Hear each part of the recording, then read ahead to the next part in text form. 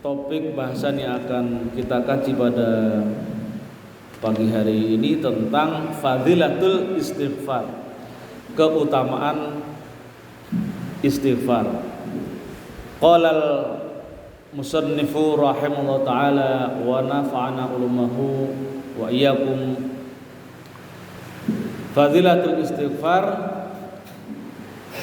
qala Allah azza wa jalla.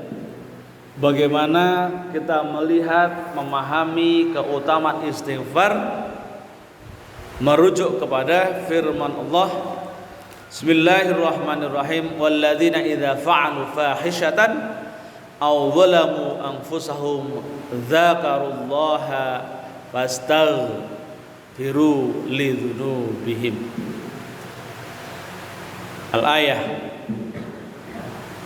Walladzina idza fa'alu, dan orang-orang yang jika mereka mengerjakan fahishatan. Fahishatan itu artinya adalah perbuatan yang jorok, perbuatan yang keji. Di beberapa ayat yang lain, labelisasi fahishatan itu merujuk kepada perzinahan. Misalkan di ayat zina itu, wala taqrabu zina fa innahu kana sa'aw wa fahisha, innahu kana fahishatan wa sa'a sabila. Perbuatan zina dilarang karena ia termasuk fahishatan, perbuatan yang buruk, menjijikkan. Fahishatan wa sa'a sabila. Termasuk juga perilaku umat atau kaum Nabi Lut yang sering melakukan dosa-dosa gay, lesbian, sodomi. Itu juga disebut sebagai fahishatan. Nah, ternyata sholat juga bisa menjadi instrumen untuk mencegah terjadinya perbuatan fahisyah. Inna sholata tanha anil fahsya wal munkar. Jadi kata-kata fahisyatan itu perbuatan yang buruk, perbuatan yang jijik, perbuatan yang jorok,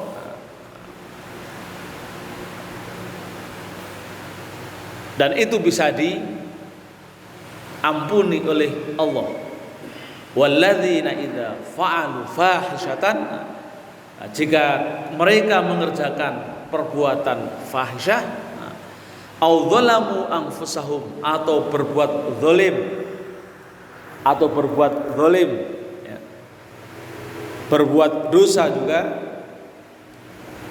dzakarullaha, maka mereka kemudian mengingat Allah, berzikir kepada Allah, fastaghfiru lidzunubihim.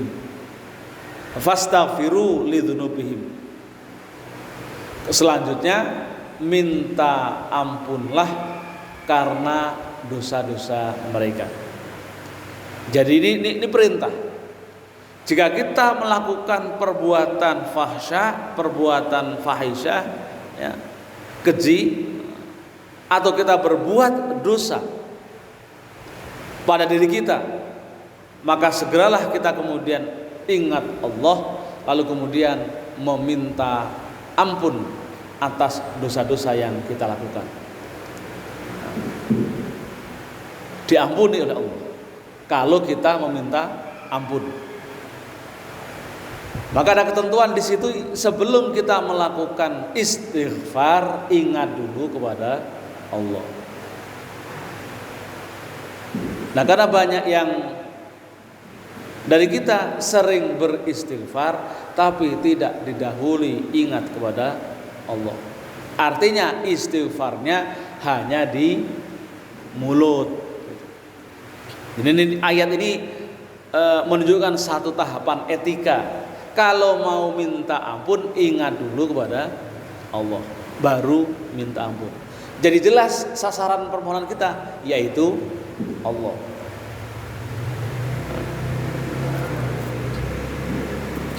Di dalam ayat lain juga disebutkan wa qala ta'ala wa may ya'mal su'an aw yadhlim nafsahu thumma yastaghfirullah yajidillaha ghafurar rahima. Jadi barang siapa yang beramal atau melakukan sebuah perbuatan kemungkaran, wa may ya'mal su'an, barang siapa yang beramal dengan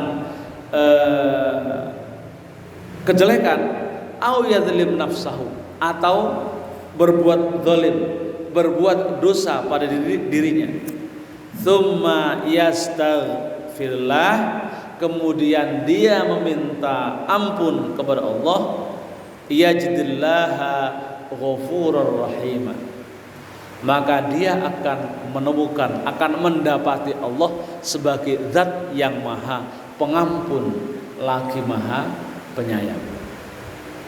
Nah,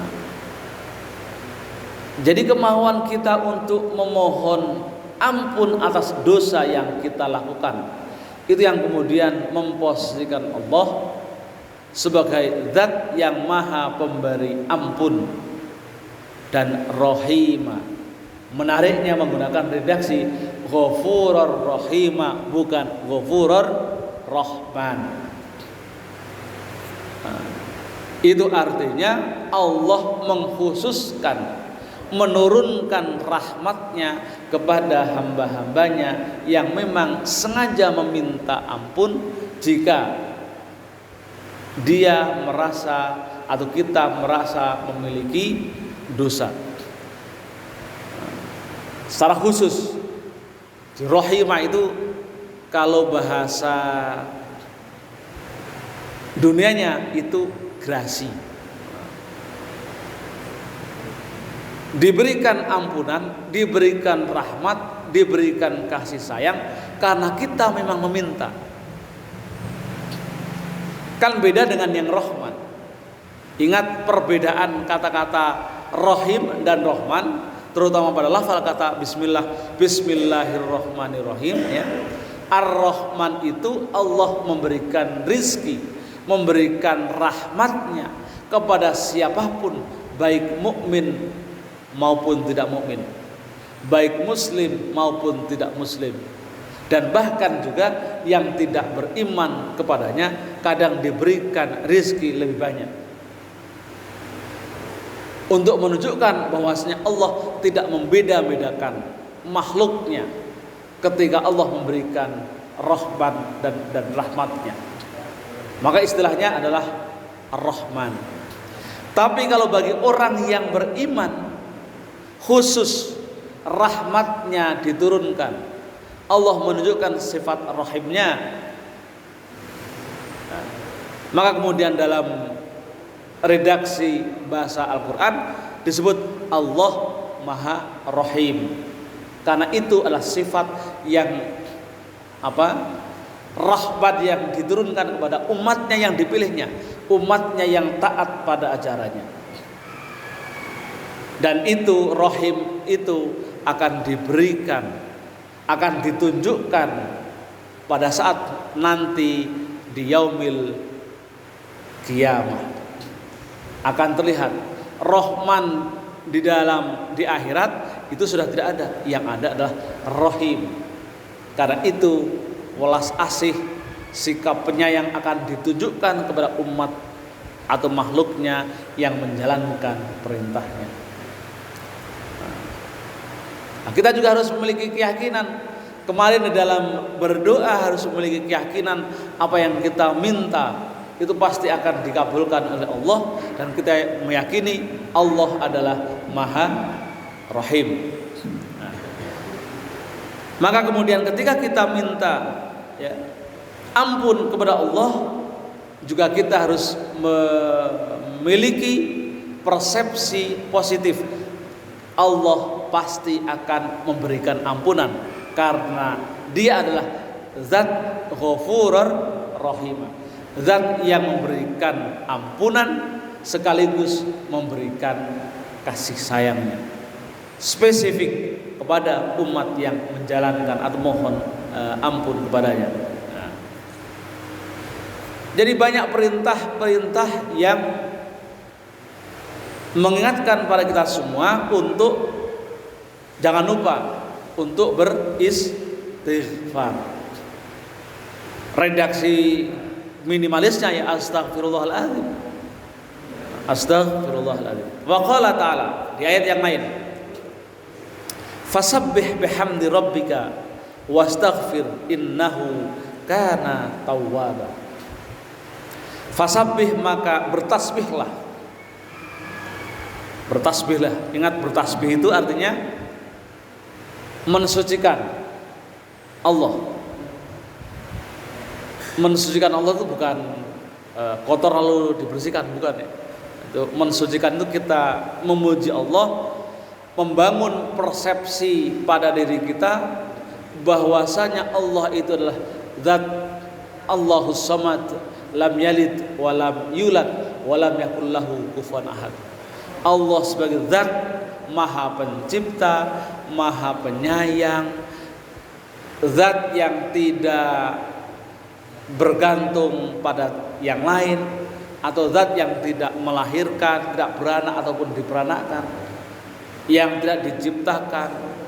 Karena kita juga sering membayangkan mungkin Allah itu seperti apa ya. Mungkin kita sering bayangkan begitu. Nah, itu namanya bukan mensucikan. Kalau kita membayangkan Allah itu misalkan seperti makhluk, oh Allah itu duduk, itu namanya berarti kita tidak mensucikan Allah. Oh Allah itu duduk di atas singgasana. Kan ada bahasa yang dalam Al-Quran, wastawa 'alal 'arsy, Allah duduk di atas singgasana. Nah, kalau kita membayanginya duduknya seperti kita, duduk kayak raja, itu berarti kita tidak mensucikan. Maka ketika kita membaca subhanallah, ya kita harus membayangkan wastawa 'alal 'arsy, Allah duduk di atas singgasana. Itu jangan bayangkan duduknya seperti manusia yang duduk di atas singgasana. Fasabbih, maka kemudian sucikanlah Allah, bertasbihlah bihamdi rabbika, dengan memuji Tuhanmu. Fasabbih, maka bertasbihlah bihamdi rabbika, dengan memuji Tuhanmu. Wastaghfir, dan minta ampunlah, memohon ampunlah. Innahu kana tawwaba, karena Allah itu adalah Maha penerima taubat. Nah, redaksi kata tawwaba, Allah sebagai zat penerima taubat menekankan kepada kita bahwasanya sebesar apapun dosa yang pernah kita lakukan, kalau kita memohon ampun kepada Allah, maka yakinlah Allah pasti menerima taubatnya. Pasti Allah menerima taubat kita sebesar apapun.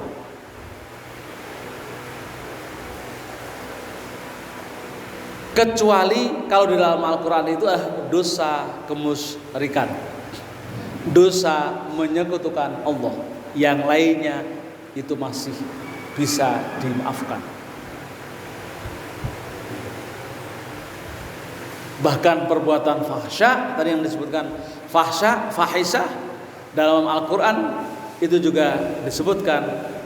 Kalau kita mohon ampun secara serius, maka Allah akan mengampuninya. Karena Allah adalah innahu kana tawwaba. Tawwaba, penerima taubat. Asal kita minta. Yang kita khawatirkan itu kalau kita nggak pernah minta, lalu kita merasa tidak pernah berdosa. Nah, Allah lebih mencintai, menyukai gemuruh tangisan hamba-hambanya yang memohon ampun kepadanya, yang karena dia merasa dosa, daripada orang atau mendengar permohonan doa tapi dia tidak merasa berdosa. Itu pentingnya istighfar. Lalu kapan waktu yang paling tepat untuk membaca atau mohon ampun? Nah, kita biasanya menyertainya di Qiyamul Lail. Nah, Qiyamul Lail itu kapan? Nah, kalau di dalam Al-Quran disebut kapan waktu yang paling baik adalah wal mustaghfirina bil ashar, dan mereka semua pada meminta ampun kepada Allah bil ashar, di waktu sahur. Di waktu sahur itu artinya kira-kira waktu yang paling baik untuk memohon ampun kepada Allah. Yang paling baik ya semuanya baik, tapi yang waktu yang paling baik adalah bil ashar.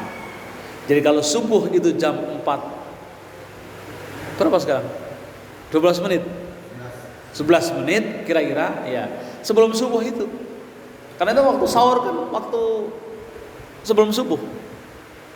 Nah, kalau Ustaz Asman berzikir, bersolawat, itu adalah juga waktu-waktu yang sangat dianjurkan, karena itulah waktu yang terbaik bil ashar.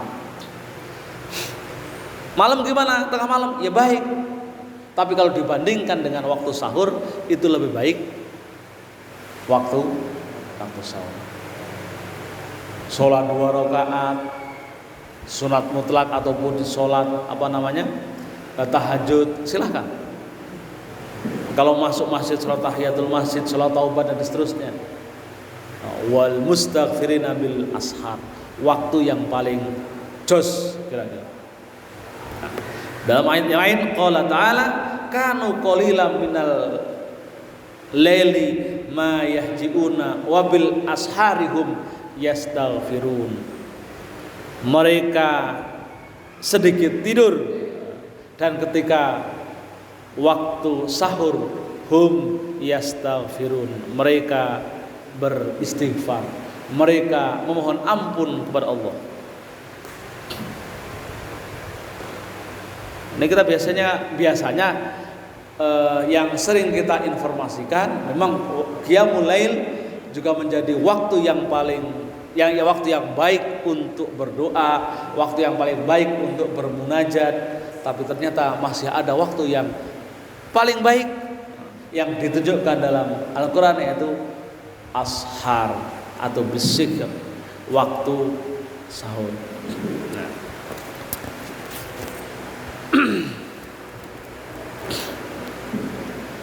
Nah, redaksinya untuk beristighfar, salah satu yang ditunjukkan oleh Rasulullah adalah wa kana sallallahu alaihi wasallam yukatsiru ayyaqul. Rasulullah sallallahu alaihi wasallam memperbanyak zikir untuk mengatakan subhanakallahumma, maha suci engkau ya Allah, wa bihamdika, dan hanya kepada engkaulah pujian kebaikan, Allahumma ya Allah, ighfir ampunilah, ighfirli ampunilah aku, innaka antat tawwabur rahim, sungguh engkau adalah zat penerima taubat sekaligus zat pemilik rahmat, zat pemilik grasi, ya, kira gitu. Subhanakallahumma wa bihamdika Allahumma firli innaka antat tawwabur rahim. Ini menurut hadis ini ya ini. Jadi kita ingatnya membaca tasbih subhanallahil azim, subhanallah bihamdih juga cukup. Kita ingatnya membaca hauqalah la haula wala quwata illa billah juga bagus. Kita ingatnya hasbunallah ni'mal wakil ni'mal maula wa ni'man nasir juga bagus. Kan gitu ya. Kita ingatnya astaghfirullahaladzim juga bagus, atau rabbi firli. Kalau mau melibatkan kedua orang tua kita, rabbi firli wali walidayya warhamma kama rabbayani shaghira juga bagus. Doa yang isinya adalah memuji Allah, melemahkan kita. Kan kalau kita misalkan baca hasbunallah ni'mal wakil ni'mal maula wa ni'man nasir, itu adalah zikir yang memposisikan kita sebagai zat yang lemah, zat yang tidak punya, sebagai diri kita yang lemah, sebagai makhluk yang tidak punya kekuatan apa-apa, tapi kemudian meninggikan Allah sebagai zat yang tempat bergantung kita semua. La hasbunallah ni'mal wakil. Kan cukuplah bagi kami sebaik-baiknya Allah sebagai wakil. Wa ni'mal maula, dan sebaik-baiknya Tuhan. Wa ni'man nasir, dan sebaik-baiknya penolong. La haula wala quwata illa billah. Sama juga. Tidak ada upaya, tidak ada kekuatan kecuali Allah. Itulah zikir-zikir yang menunjukkan kita posisinya adalah lemah, lalu di satu sisi Allah mengunggulkan Allah, memuji Allah sebagai zat yang maha segala maha.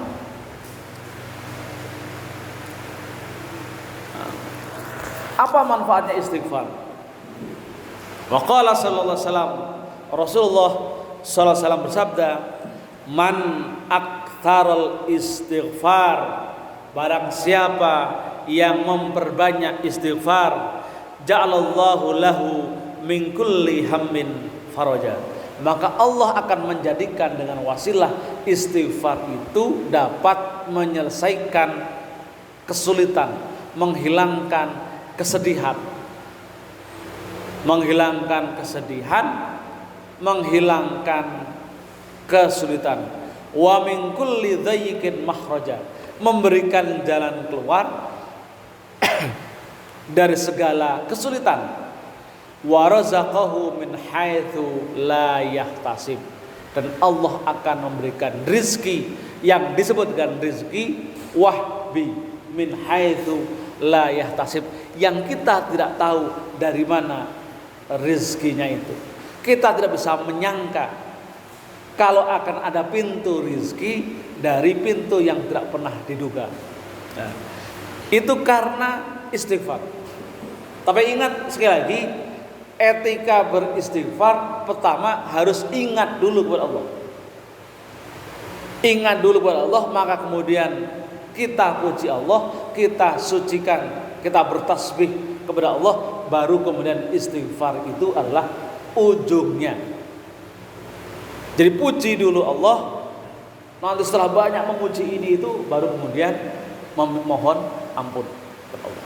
Perbanyaklah istighfar, maka kesulitan kita akan dihilangkan, kesusahan kita akan dihilangkan, kita punya kesempitan akan diluangkan, kita punya kesulitan di rezeki, Allah akan memberikan rezeki min haitsu la yahtasib. Nah, enaknya kita sebagai umat Islam itu adalah umatnya Nabi Muhammad diberi satu konsep termasuk di dalamnya rezeki. Itu ada rezeki yang disebut dengan rezeki wahbi. Ada rezeki yang namanya kasbi. Rezeki kasbi itu kira-kira begini gampangnya. Kalau kita bekerja, kita menerima gaji, itu kasbi. Tapi kalau wahbi atau min haitsu la yahtasib, kita bekerja tidak menerima gaji, tapi wahbi itu bisa diberikan lewat siapapun. Bisa lewat anaknya, bisa lewat istrinya, atau lewat diri kita yang Allah berikan seharusnya secara nalar itu adalah misalkan rezekinya sedikit, tapi Allah berikan nilai yang besar. Itu namanya wahbi.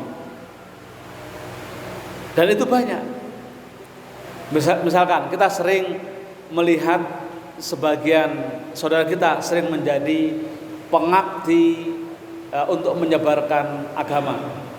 Mereka ngajar ngaji meskipun tidak ada yang menggaji.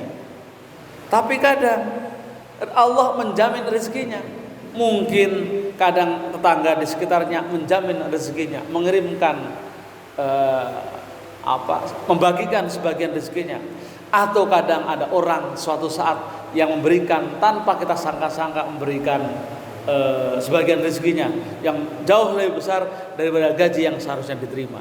Itu yang disebut dengan wahbi atau rezeki min haitsu la yahtasib.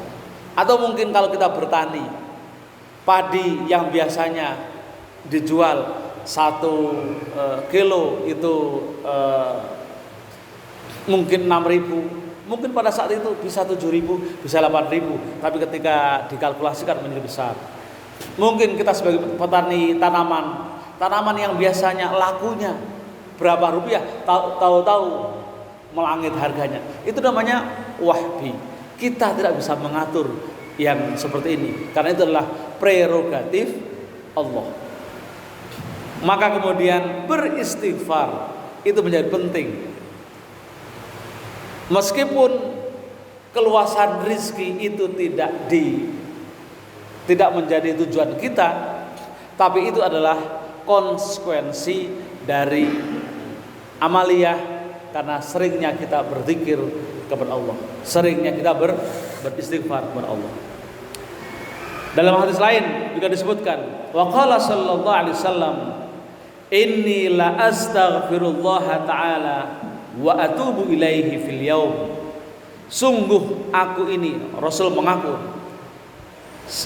selalu meminta ampun kepada Allah, beristighfar kepada Allah, bertaubat kepada Allah fil yaumi sab'ina marrah, dalam satu hari kira-kira sekitar 70 kali. Sab'ina marrah, 70 kali. Kita kalau ngitung berapa ya istighfar ya? 3 kali, minimal 3 kali. 3 kali habis sholat kali 5. Berarti 15 ya, 15. Rasul 70 kali. Artinya kalau kita mau mengikuti Rasul, yang minimal 70 istighfar. Wa kana sallallahu alaihi wasallam yaqul fil istighfar. Oh, ada lagi di dalam sholat. Kalau kita 15 di dalam sholat, kalau kita baca doa istighfar sebelum salam ya.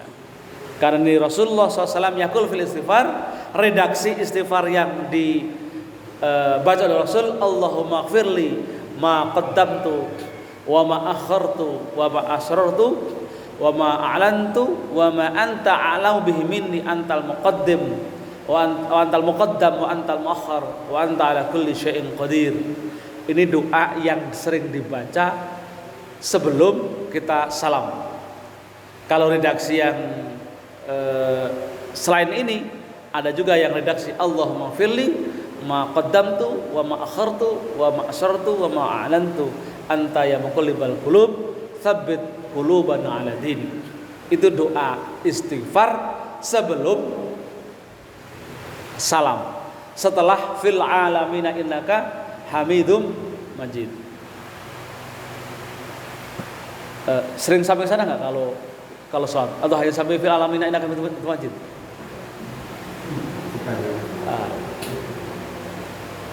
Kalau bagi makmum itu punya privilege ya. Bagi makmum itu punya keistimewaan, boleh memperpanjang tahiyatnya. Maka sempatkanlah untuk beristighfar sebelum salam. Kalau imam itu diminta mempercepat tahiyatnya, kalau makmum boleh memperpanjang tahiyatnya. Nah, cara memperpanjangnya salah satunya membaca doa tambahan tadi. Setelah fil alamina innaka hamidum majid, Allahumma inni a'udzubika min adzabil qabri wa min adzabin nar wa min fitnatil mahyaya wal mamat wa min fitnatil masihid dajjal. Kurang lagi, tambah lagi, Allahumma ighfirli ma qaddamtu wa ma akhartu wa ma asrartu wa ma alantu anta ya muqallibal qulub tsabbit qulubana ala dinik au tsabbit qalbi ala dinik.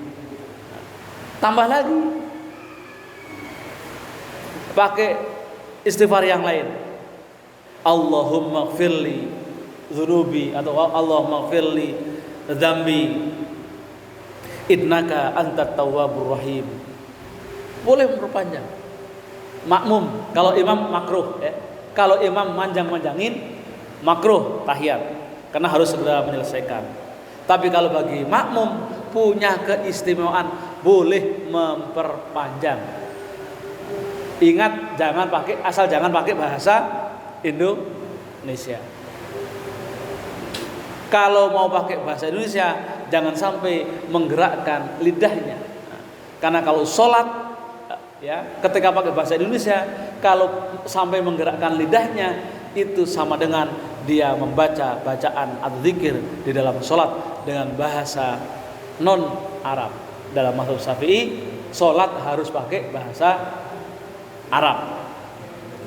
Kalau mau nambah dengan bahasa Indonesia cukup dibatin. Nah, kira gitu. Tapi kalau ada redaksi Arab yang Anda hafal silahkan dibaca.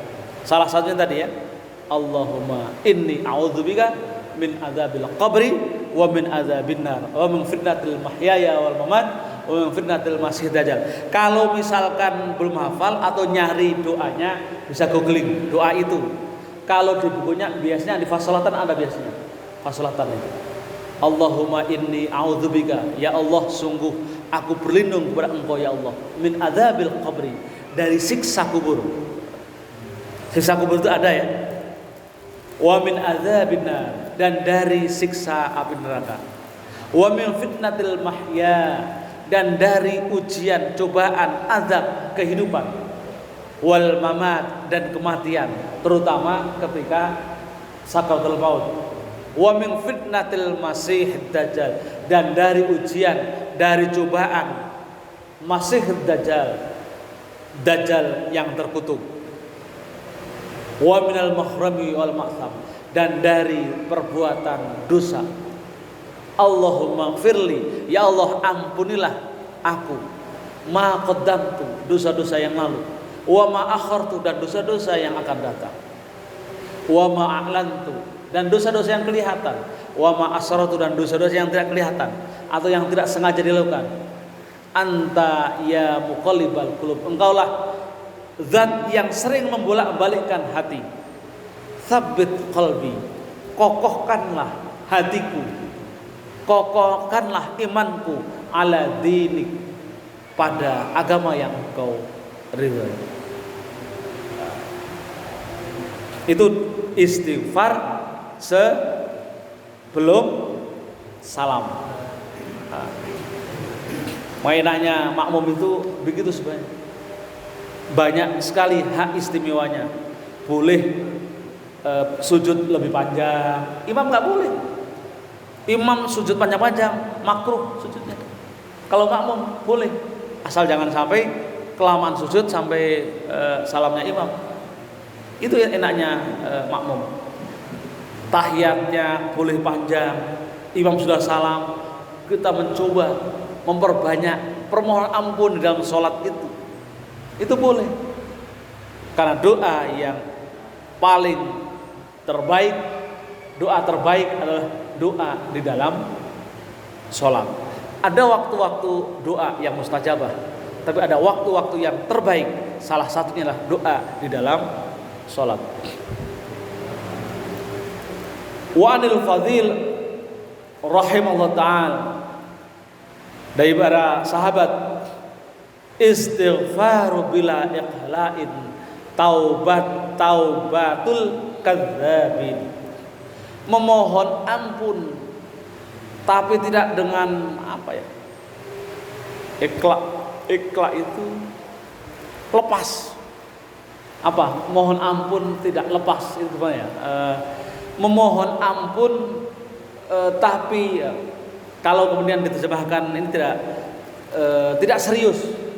Memohon ampun tidak serius. Memohon ampun hanya sebatas di mulut. Taubatul kadzabin adalah taubatnya kadzabin, pembohong, para pendusta. Jika astagfirullah, tapi tanpa melibatkan hati, itu sudah disebut taubatul kadzabin. Ini sebutan ulama ya. Jadi dianggap orang yang berpura-pura, hatinya tidak meminta ampun, tapi mulutnya meminta ampun. Wa an Rabi'ah al-Adawiyah. Rabi'ah al-Adawiyah salah satu ulama sufi yang memperkenalkan konsep mahabbah kepada Allah. Rahimahullah ta'ala, istighfaruna yahtaj ila istighfar katsir. Bagi Rabi'ah al-Adawiyah menganjurkan permohonan ampunnya itu adalah permohonan ampun atau sering memohon ampun kepada Allah. Jadi beristighfar sebanyak mungkin untuk menumbuhkan, menguatkan rasa mahabbah kita kepada Allah. Bagi Rabi'ah al-Adawiyah itu mendorong agar kita cinta kepada Allah, mencintai Allah, penuh cinta, melaksanakan ibadah itu karena cinta kepada Allah, berzikir karena cinta kepada Allah. Maka tumbuhkanlah cinta itu. Nah, salah satunya adalah dengan cara memperbanyak istighfar. Wallahu a'lam bishawab. Mudah-mudahan bermanfaat dan berkah bagi kita semua. Barangkali ada yang mau diskusikan, kami persilahkan. Ini masalah fadilah istighfar.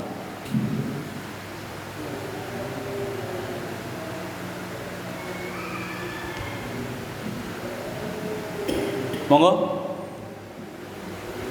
Ada? Arti? Kalau nggak ada kita akhiri.